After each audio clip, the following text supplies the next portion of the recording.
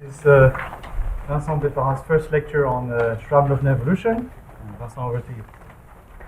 Okay, so first, thanks, Daniel, for organizing this very nice semester and very nice introductory school. So, the goal of this particular mini course is to tell you about SLE, which means either Schramm-Loewner evolution or stochastic Loewner evolution, depending on where you look. And good thing is that it starts with the same letters, so I will only say SLE. And before introducing the process itself, today I will give some motivation and some intuition about why this process is natural by starting, like Gregory did yesterday, by some discrete models and trying to figure out which features of the discrete models are relevant if we want to look for continuous counterpart. So the main question, for which SLE turns out to be the answer in many cases, is that of scaling limits.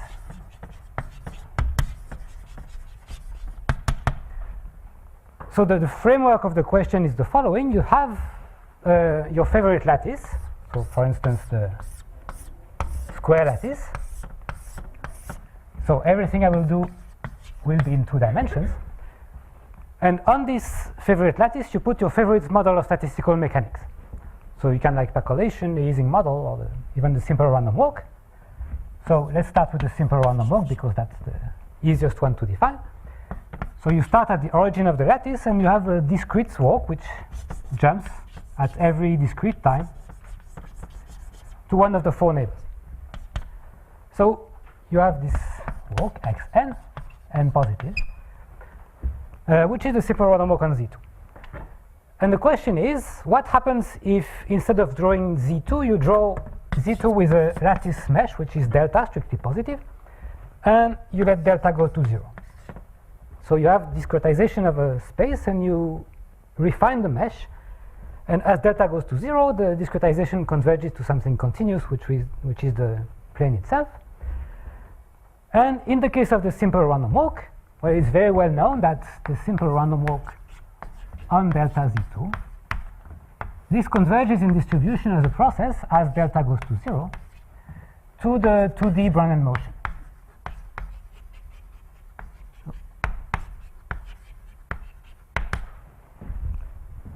Depending exactly on how you define the steps of the walk, you have to normalize by some constants, but it's not relevant at this point.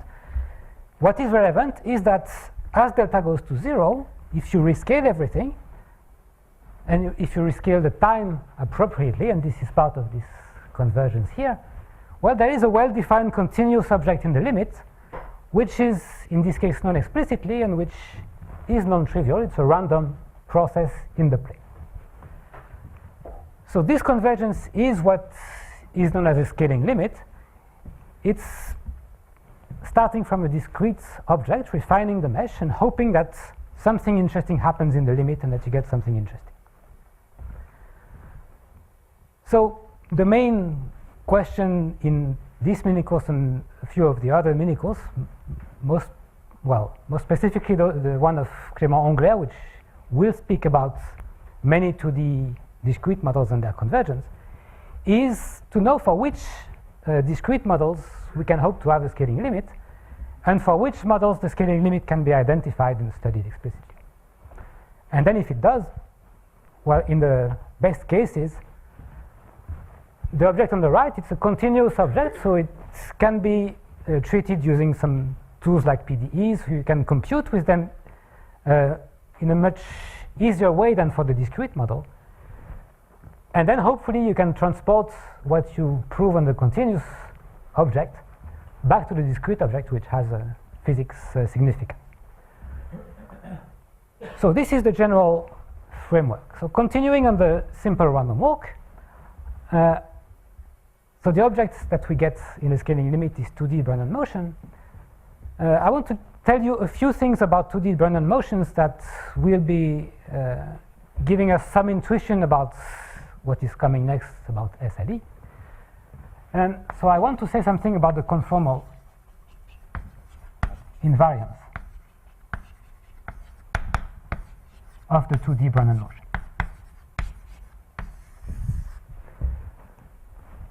So before I do that, I want to give you a precise definition of one particular random object, random set in the plane, which is defined as follows. So starting here in all the course, I will always identify the plane, so R2, with the complex plane. And I will switch back and forth between the two definitions to use the one that makes more sense locally. So start with omega, which is a domain. And by domain, I will always mean something that is an open set, which is simply connected.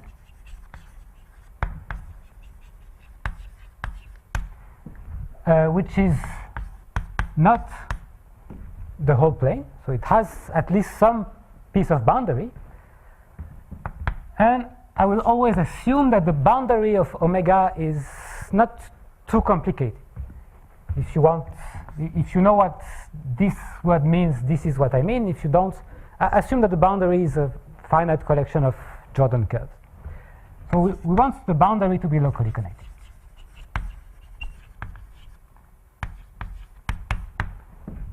And I will tell you as we go exactly where this is used and why it's needed to make the statements easier. It's not completely necessary, but it makes the statements simpler. So we have a domain and we fix Z0 a point in omega. So it's a point inside the domain. And I want to look at BT, which is a Brownian motion. So Brownian motion. BC started at Z0. So Z0 is the starting point of the process, and I run it as long as it remains inside omega. So tau omega will be the inf of times such that BT is not in omega. And it's not difficult to check that because of this assumption that omega is not the whole space, this time is finite almost surely. So maybe I should draw a picture. So this is the domain. This is the starting point. And what I do is I start a Brownian motion at Z0 and I run it until this point. This is B tau omega. This is the point at which the Brownian motion exits the domain. So this builds for us one particular random compact set, which is the whole path of the Brownian motion. So I will define K. And K is the set of all the visited points. So it's the set of BT for t between 0 and tau omega. So it's a random compact set.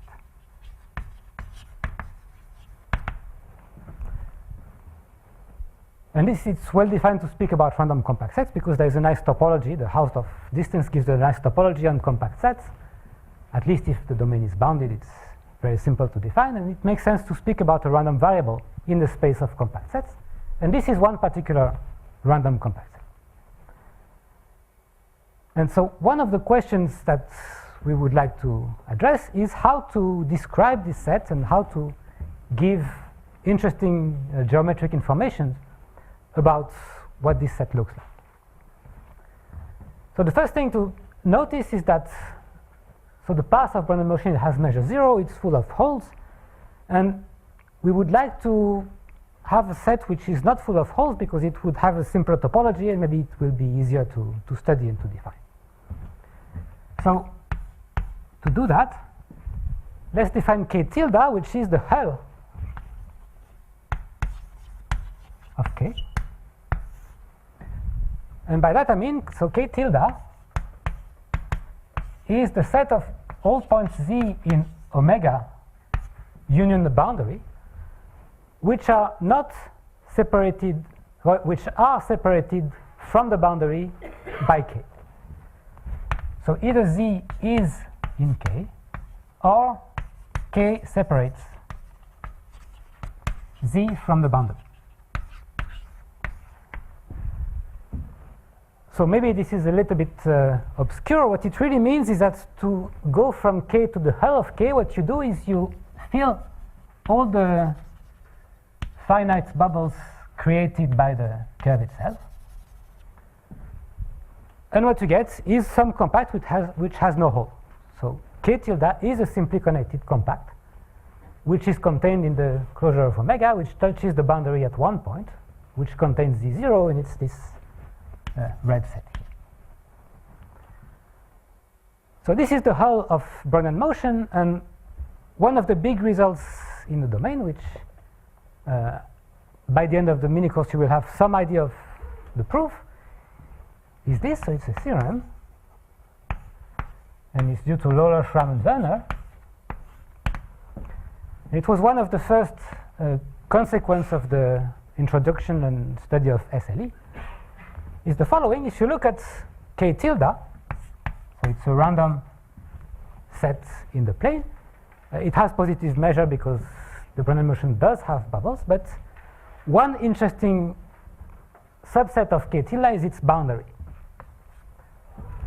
So this is known as the Brownian boundary, and on the picture it's exactly what you expect. It's the boundary of the hull. So something like that. And one of the first theorems that were proved using SLE was that this is a fractal set and has, almost surely, a Hausdorff dimension equal to 4 sets.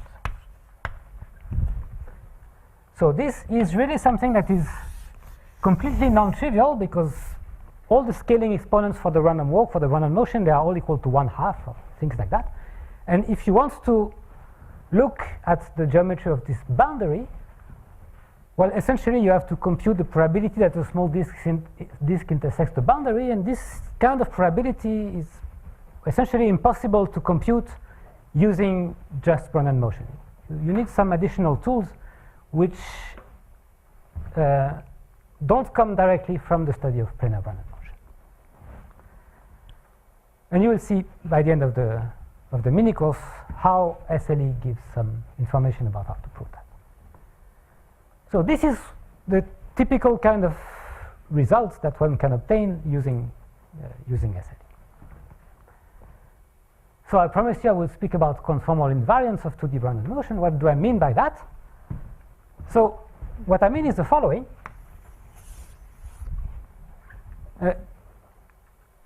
If this is one domain, say omega 1, and there is a point Z1 inside omega 1, then inside this set, inside this open set, you can define the hull of Brownian motion started at Z1.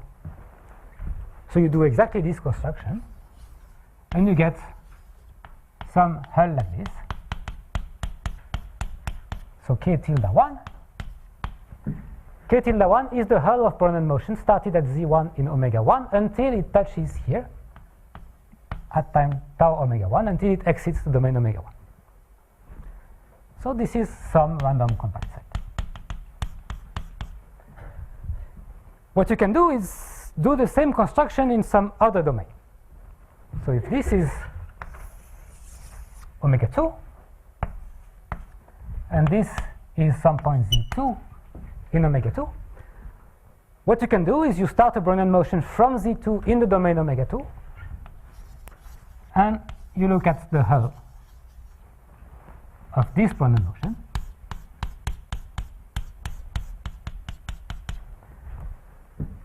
And this gives you some random set, which is K tilde 2, which is the hull of Brownian motion from Z2 until it exits omega 2 at tau omega 2 in the domain omega 2.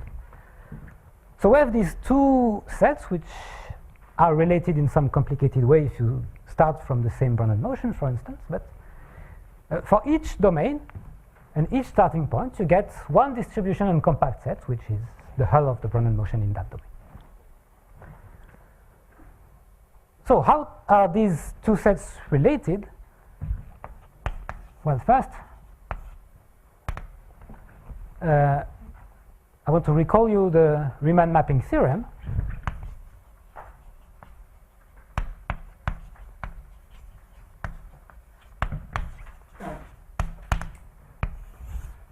So just a quick poll, since this is a introductory school in probability. How many of you are completely comfortable with Riemann mapping theorem? Okay, almost everybody. Good. So it tells you that given two domains omega 1 and omega 2, there exists some conformal map phi, which is conformal from omega 1 to omega 2, which means that it's a homeomorphism, it's 1-to-1, and it's differentiable in the complex set. And if you fix Z1 and Z2, you can also ensure that phi sends Z1 to Z2. So such that phi of Z1 is equal to Z2. So you have this map here, which transforms the first domain into the second domain in a conformal way, and which sends the base point here into the base point here. And what it means that Brennan motion is conformally invariant is this. So this is a term due to Levy. It says that if you take this compact set K1 tilde and you push it by phi, so you take the direct image of K1 tilde by phi, what you get is some compact set on the right, which is a compact subset of omega 2, union the boundary. And the statement of conformal invariance is that this image, so the image of this domain, has exactly the same distribution as the set K tilde 2. So this is the statement of conformal invariance of the Brennan motion in the plane. If you define Brennan motion in two different domains and you run them until each hits the boundary of its own domain, you get two sets, but they are conjugated by the conformal map between omega 1 and omega 2. So that's without the tilde, right? yes, and that's what I'm going to write here. But it's cleaner with the tilde because you don't need to speak about the time parameter or anything.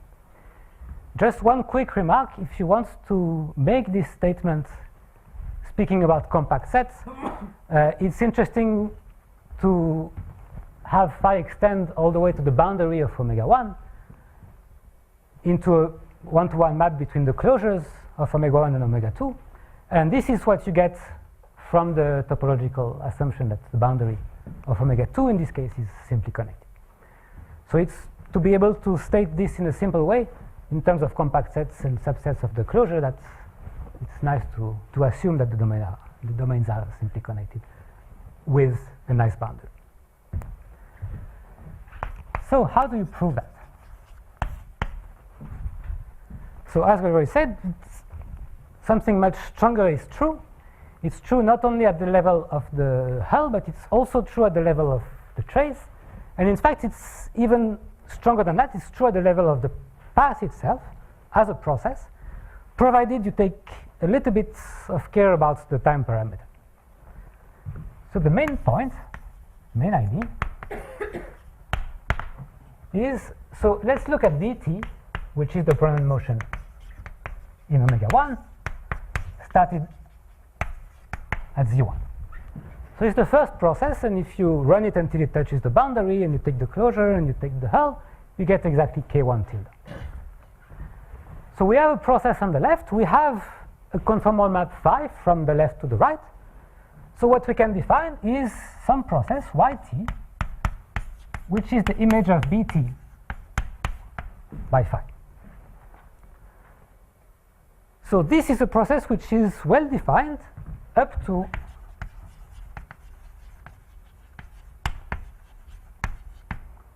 as long as b is in the domain of definition of phi, so as long as bt is in omega 1, so it's well defined up to the time tau omega 1.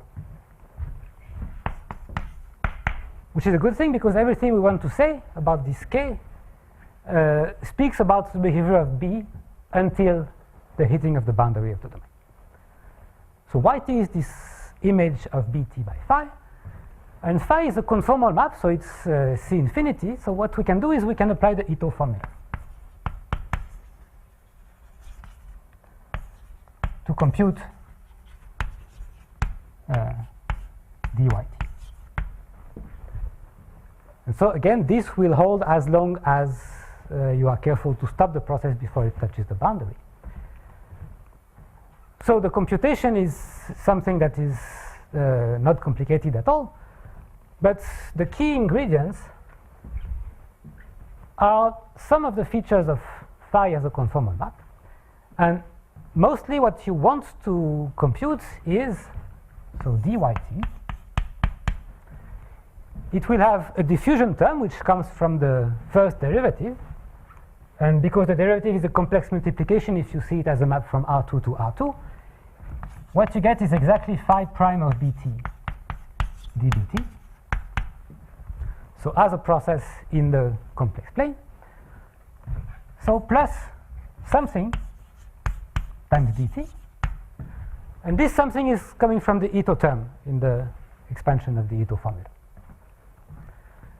But the fact which explains everything in the proof, so the fact is, if you look at the real part of phi or the imaginary part of phi, you get two real valued functions on the domain.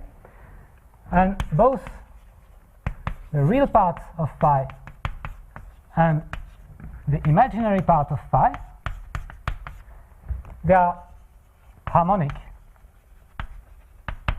on omega 1. So that's true for every holomorphic function. If you look at the real part, it's harmonic, and the imaginary part is harmonic. And as it turns out, if you do the computation of the Ito term here and you apply the Cauchy-Riemann relations, what you see is that the first coordinate of the drift term is exactly the Laplacian of the real part of phi, up to a factor -2, -1. And the drift term in the second direction, in the y direction, is exactly the Laplacian of imaginary part of phi. And these two are equal to 0. So this and this implies that the drift term vanishes. And this is just a simple consequence of the Cauchy-Riemann relations, that everything here cancels if you compute.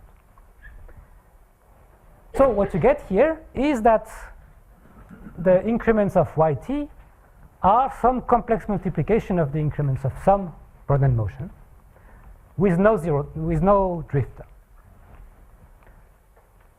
Okay, so from that you can go a little bit further. You can make a time change of a process to put this into a time parameter, and what you get is that yt can be seen as some Brownian motion at some time, sigma of t, where w is a two-dimensional Brownian motion. Morally, it's a Brownian motion on the right, so in omega 2 starting at z2. And sigma of t is the time change that you get by putting this in the time. So sigma of t is integral between 0 and t of phi prime squared of bt, of bsds. So it's some time change which depends on the path of the initial Brownian motion. But given this time change, what you see on the right is exactly the path of a Brownian motion. So if you know the process phi of bt explicitly, it's time change of some Brownian motion. In particular, if you look at the set of visited points, this does not depend anymore on the time change, on the time parameter. The hitting point on the boundary is exactly conjugated by this map phi. And so from that, you get exactly that the set of visited points on the right is the image of what it is on the left by a conformal map. And in particular, once you have this, you can fill the holes, you can build the hull, and you get exactly the statement of this theorem. So this essentially sums up what I wanted to say about Brownian motion, just to say that if you start with the simple random walk, which is a discrete object, you get some object in the continuum, which is Brownian motion, which in this case is very easy to define, and which exhibits some symmetries which are not predictable from the discrete definition. If you start from the simple random walk on the left, well, it's not even clear why the scaling limit should be rotational invariant, and it's even less clear why it should be conformal invariant. But if you know the scaling limit explicitly, well, then you can apply Ito's formula, do computations, and get features of the scaling limit, which seem like it's an emerging symmetry from the scaling limit, which is, well, a little bit obscure if you only look at the discrete level. So that's the kind of phenomenon I was speaking about when I say that if you go from the discrete to the continuous object itself has more regularity, or is amenable to more methods, so it's easier to prove things on the continuous level. So any questions on this part? Okay, so this was the first introductory model I wanted to speak about, which was the simple random walk. The second one, so there was the number 1 here. The second one is percolation. So again, I will have to be very quick about percolation because giving all the necessary details would take too much time. And I just want to give one statement which is the counterpart of this convergence here, the simple random walk to Brownian motion, and which itself is obtained using SLE and using SLE methods, because I want to again give some motivation for the introduction of the process that we'll do tomorrow. So percolation, I will only be concerned in percolation, in side percolation, on the triangular lattice.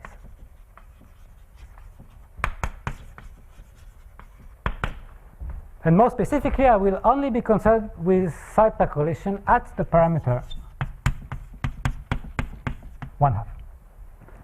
So what it means is I start on the triangular lattice, something like this, and each vertex of the lattice is colored, and each vertex is black or white with probability 1/2. So each vertex is black with probability 1/2, is white with probability 1/2, and the colors of different vertices are independent.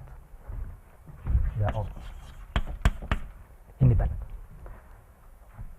So these are the white vertices, and these are the black vertices. So typically you have a coloring of the vertices in the plane like this. So I'm sure everybody has seen some pictures of percolation.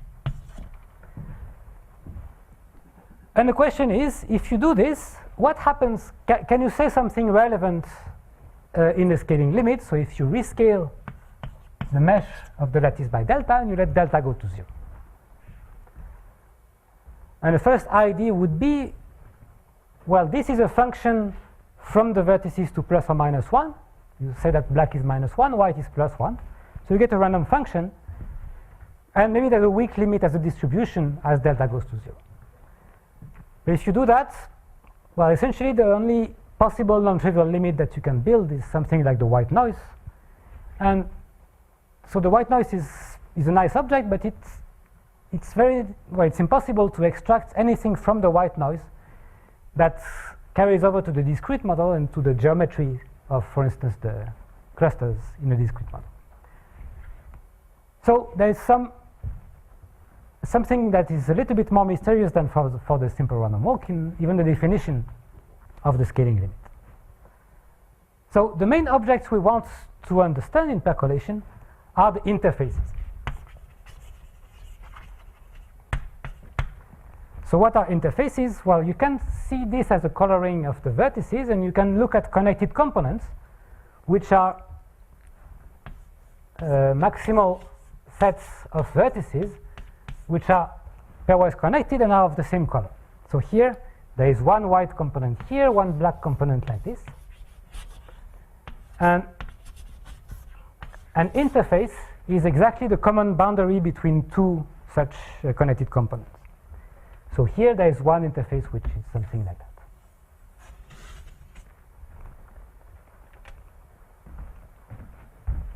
So because we are looking at percolation at p equal to 1/2, and because this is the critical point for two-dimensional percolation on the triangular lattice, so it's a fact that almost surely all the interfaces are finite. So there is no infinite cluster of vertices all of the same color which are connected. So really the picture you should have in mind is a bunch of interfaces which form loops and which are embedded in each other. So something like this. There are loops containing loops, there are even bigger loops. You get a whole collection of embedded loops, but they are all, each of them is finite. So it means that if we want to make a scaling limit, it's still a little bit difficult, because as a consequence, if you look at, for instance, one base point in the plane, so the origin, and you look at the loop that contains 0, so the interface that passes through 0, and you rescale the mesh of the lattice to 0, the scaling limit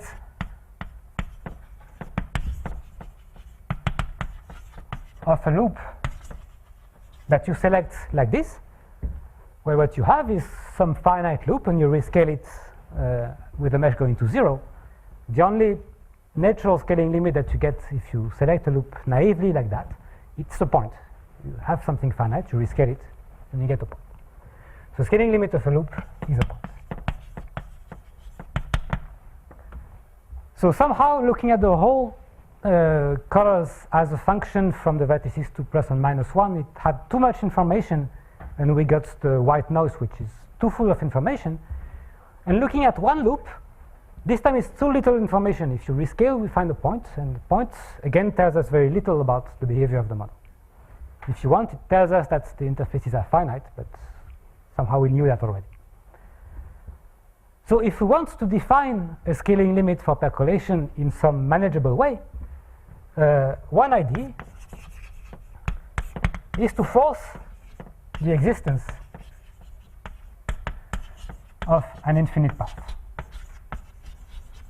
or of an infinite interface, or something infinite that will not become trivial as delta goes to 0. So in the case of the random walk, we had that because the random walk was defined for all time, and we had no work to do to have something infinite. Here, well, we have to do something because the interfaces that we defined, if we look at percolation, they are all finite. So here's the usual way to do it.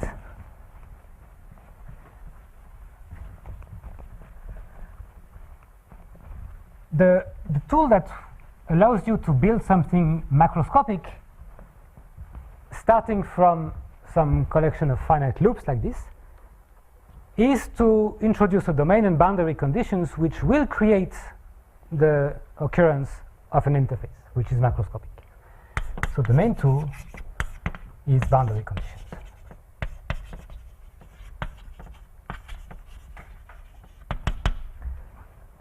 So to do something more explicit,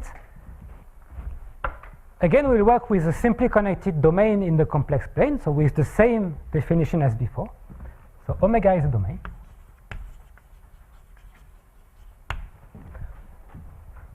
And here I draw bounded domains, but you can also do that for unbounded domain, provided the boundary is not empty. And recall we want to look at percolation in the scaling limit. So you should imagine that this domain is discretized by some version of the triangular lattice with a lattice mesh delta, which is small. So again, if you look at percolation on this lattice, it will have a bunch of loops inside, which are interfaces between black and white. And they are all finite, and they are all small. Well, maybe some of them will have a size comparable to the size of the domain, but it's difficult to catch them. Even if they exist, they don't contain any given point with positive probability. So what I mean by boundary condition is the following. What you do is you pick 2 points on the boundary of your domain,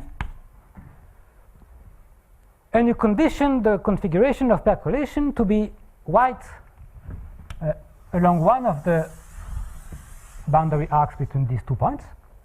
So this is conditioned to be white.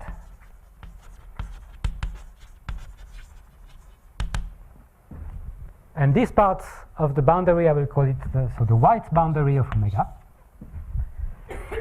And the other parts of the boundary, I condition every side to be black.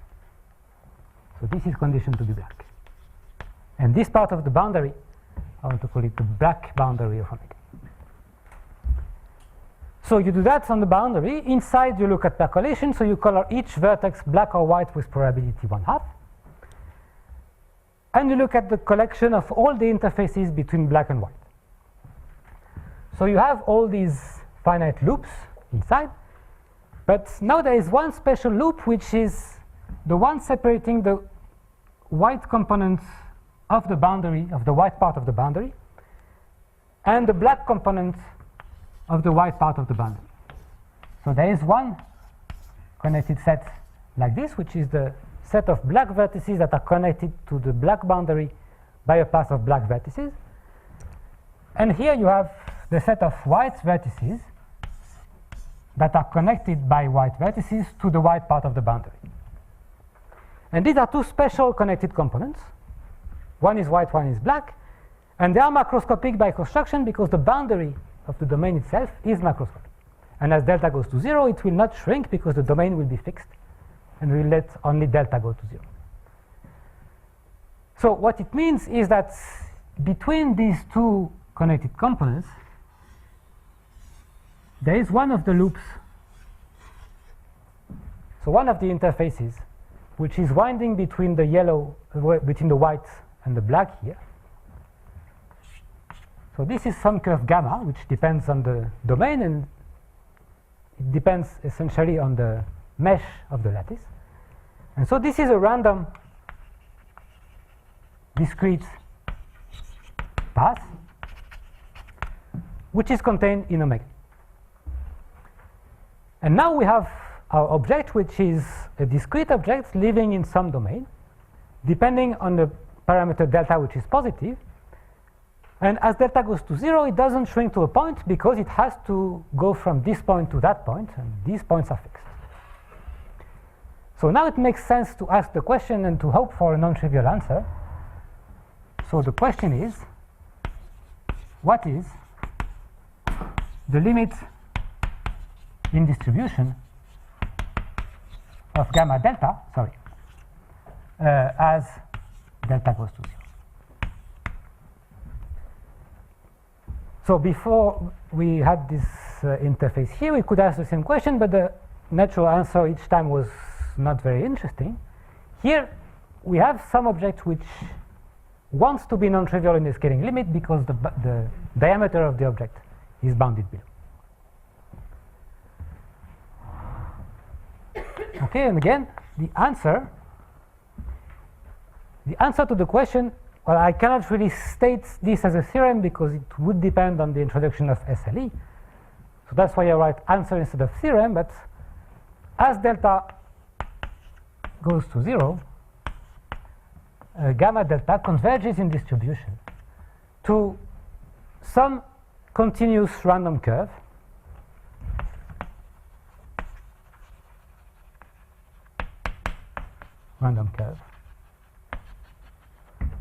in omega bar in the closure of the domain omega. And to spoil a little bit the suspense about what is coming, the continuous random curve here is SLE with parameter 6.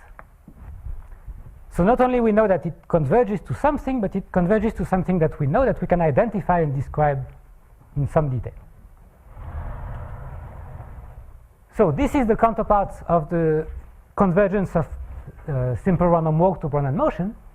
If you look at the correct object defined from percolation, here the interface between two macroscopic clusters, then again, as the mesh of the lattice goes to 0, this converges to something which is a continuous process in the domain.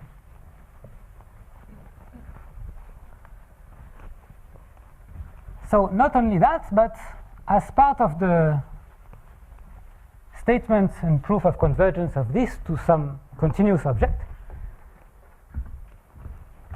what we have is that in fact the limit as delta goes to 0 of gamma delta is also conformally invariant.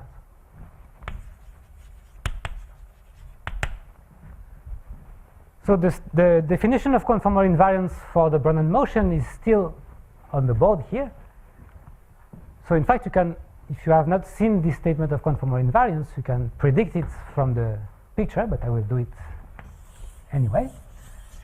So this is one domain, and it has two arcs on its boundary which are colored white and black. And this purple curve here, so which I want to call gamma 1. Gamma 1 is the limit of this interface here as delta goes to 0 in the domain omega 1, which exists by the statement of the convergence here. You do the same in a different domain, omega 2. Again, this domain comes with two boundary arcs where the coloring is fixed.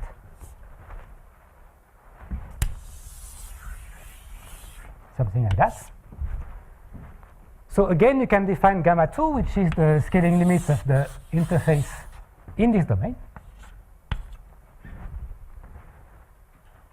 And again, because of the Riemann mapping theorem, there exists a conformal map phi that maps omega 1 to omega 2. And here, if this is called A1 and B1, and this is A2, B2, it's always possible to find a conformal map which sends A1 to A2 and B1 to B2. So phi of A1 is A2 and phi of B1 is B2. So this is the exact same setup as before. We have two domains. We have some marked points on the domains, and few enough that we can prescribe the images by the Riemann mapping theorem. And we have two random curves, one here in omega 1, one here in omega 2, which are defined by some scaling limit procedure. And so this theorem, and here to state the theorem, I don't need to tell you about SLE. You can see it in the abstract setup as the scaling limit of percolation.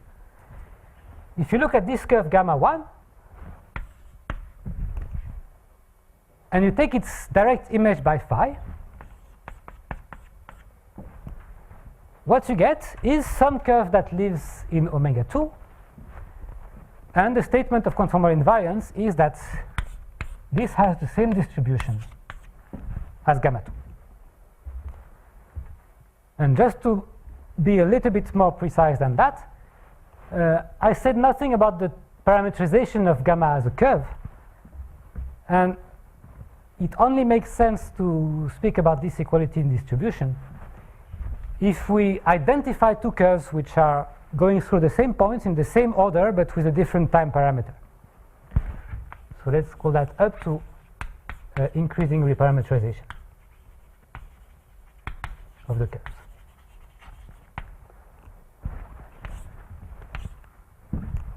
So I will come back to these questions of how to define the distances between two curves and what to do with the parameterizations.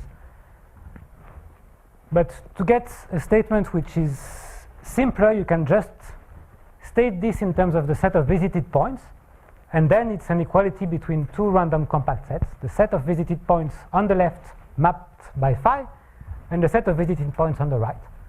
And the statement is that these two sets have the same distribution.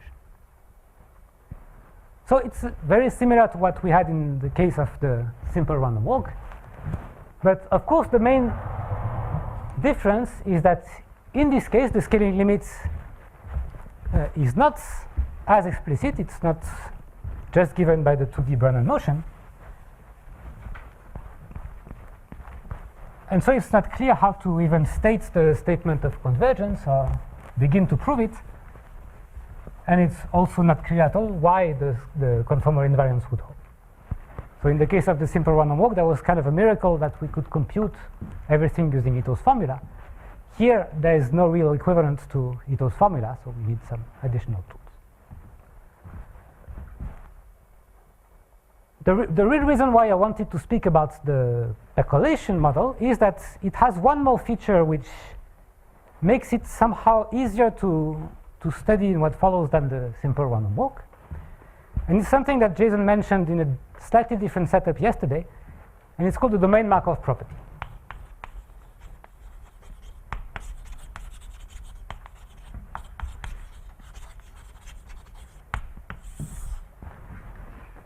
So if you were there yesterday, you saw that if you take the Gaussian free field and you condition it by its value on some domain, on some subset of a domain, what it does in the complement is just a new copy of the GFF, independent of the conditioning up to the boundary condition. Here there is something very similar happening, and maybe I will do the proof of the domain Markov property as well simultaneously with the statement, because it's easier to do that way. And just for this statement here, I will work in H, which is the upper half plane. It's not essential, but it makes the picture nicer if you want to draw it like this. So H, the domain that we consider is the upper half plane. A will be the origin, and B is the point at infinity. So this is 0, and the coloring changes at 0, and it changes at infinity. So what we start with is side percolation on some discretization of H by the triangular lattice. So we have the triangular lattice here, and we can always put it in such a way that -1/2 and +1/2 are vertices, and 0 is at the midpoints of an edge, so that the situation is symmetric. So this is the triangular lattice. And this is a very bad picture of the triangular lattice, but I hope it's still understandable. And you should think that all the vertices of the lattice are colored white or black, but you don't know the colors yet, and you want to find where the interface between this black and white is going.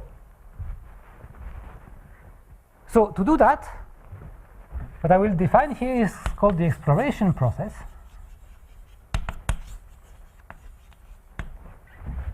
And it's just another name for gamma, because it will turn out to be exactly the same, but it's somehow a more dynamical definition of the interface. So what you do is you want to figure out where the interface between this white component and this black component is going. So you know it has to enter the domain here at the interface, because that's where they touch. And then if you want to see where it's going, well, first you enter a triangle. You have one black neighbor and one white neighbor here. You know that the interface will turn left or right, because it's a lattice path. and which way it turns depends on the color of this new vertex, and you don't know the color of this vertex yet. So what you can do is you discover the color of this vertex. And instead of discovering the color, you can always toss a coin and say that it's black or white with probability 1/2, because that's what percolation says. This point is black or white with probability 1/2. So let's say it's black. Then if it's black, it's connected to this black vertex, and you know that the interface will have to turn right. And then you discover a new vertex here, and you don't know the color of this vertex, so you sample it. Maybe it's black again. If it's black, it's connected to this one, so the exploration turns right. Now you arrive in a triangle where you know the colors of all the 3 vertices. These 2 because they are on your sides, and the one in front, it's part of the boundary of the domain, so you know it's white. And so here you don't have to sample anything, you just turn left. And then you discover the color of this vertex, maybe it's white. So if it's white, you know that you will turn left, because this white is connected to this. And you see what is going here. You will have to discover the colors of a few vertices. And as you go, you will discover more and more steps of the exploration. And as you go, on your left, you have a sequence of pairwise connected black vertices. So they are connected like this. And on the right, you have also a chain of pairwise connected white vertices. So now assume that you have done that for a certain number of steps, say for n steps. So this gives you the first n steps of the exploration process. So you get gamma between times 0 and n. Let's say that this is gamma n. So you have the beginning of the exploration curve, the first n steps. What you also have is omega n, which is the set of vertices where the color is not known yet. So it's the set of vertices of unknown color.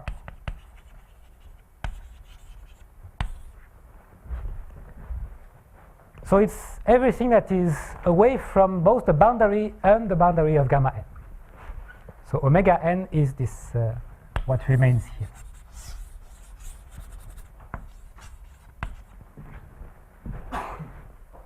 And the boundary of omega n, so the boundary of omega n, so the set of vertices that are not in omega n, but such that there is a w which is the neighbor of v, and w is in omega n. So the boundary of omega n is exactly this boundary of the complement of gamma to time n. And so it's formed of vertices where the color is known. And as we can see, it has 2 parts. 1/2 is composed of what remains of the left boundary of the initial domain, plus the left side of the boundary here. And you know that all the vertices along this boundary are black. So the boundary of omega n can be written as the black boundary of omega n, which is here.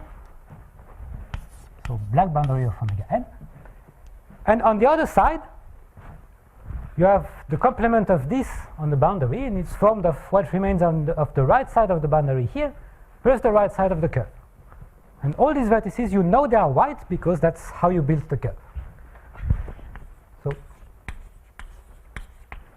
this is the white part of the boundary.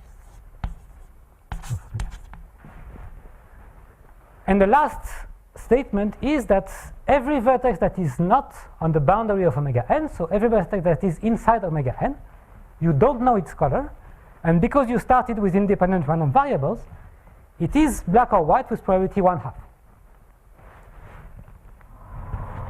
So the statements, and I want to fit it here because it's together here. So the model in omega n,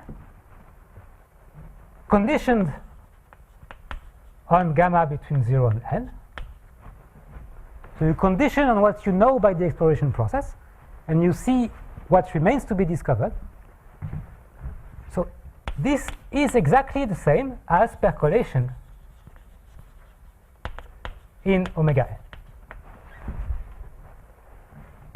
So you discover a piece of your configuration, and what you don't know yet, what you haven't discovered, is a simply connected domain with two colored parts of the boundary, and inside you have the percolation. So it is essentially the same statement of domain Markov property. If you have a domain and you condition it by something that it does in the beginning, what you see in the future is the same process in a different domain. So this is known as the domain Markov property for percolation. And as I said, it's very similar to what Jason said about the GFF. If you condition the GFF by something on the boundary, what you see is the GFF inside the remaining domain. Here is the same. The only difference is the way that the boundary condition is transferred if you condition. Here for percolation, the boundary condition is essentially trivial, so there is nothing to do. It's just knowing the colors of the lattice. For the GFF, you had to do this harmonic extension of the boundary condition. The details of how the domain Markov property looks like in different setups can change, but the main idea is the same, that you discover something and it only affects what you see in the future via the shape of the remaining domain. And so here's the main program, and this is the main insights that that Schramm had when first introducing SLE.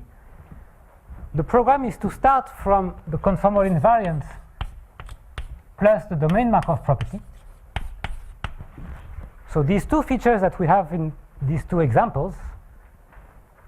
And what can we say if we have a scaling limit, which is a curve like this in a domain, which has the domain Markov property, and which is conformally invariant? So it's really a collection indexed by domains of random curves. And the domain Markov property for a curve is the same. If you condition by the beginning of the curve, what you see in the future is the same that you would have seen if you had sampled the curve in the complement of the beginning to start with. So it's not easy to write this precisely without having the definition of SLE, so that's why I don't write it, but it kind of makes sense what the domain Markov property means for a random curve defined in any domain.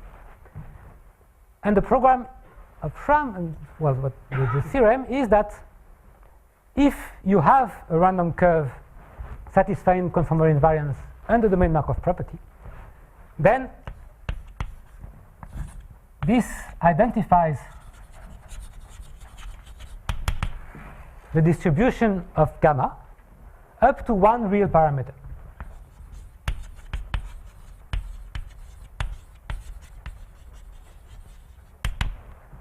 So this is not saying that the scaling limit of percolation is the same as the scaling limit of the simple random walk or the interfaces of the Ising model or anything like that, but that there is a one parameter family.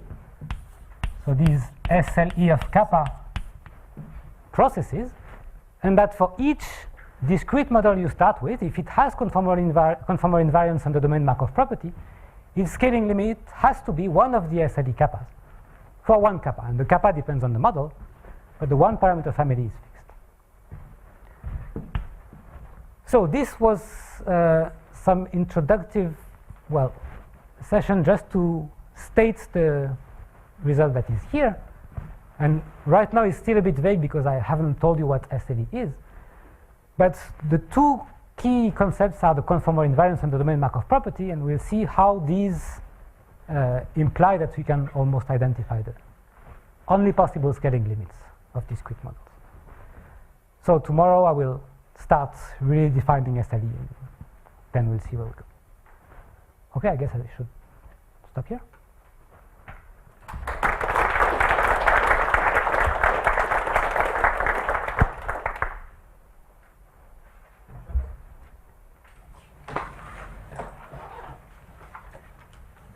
Time for a coffee break then. We'll resume in half an hour.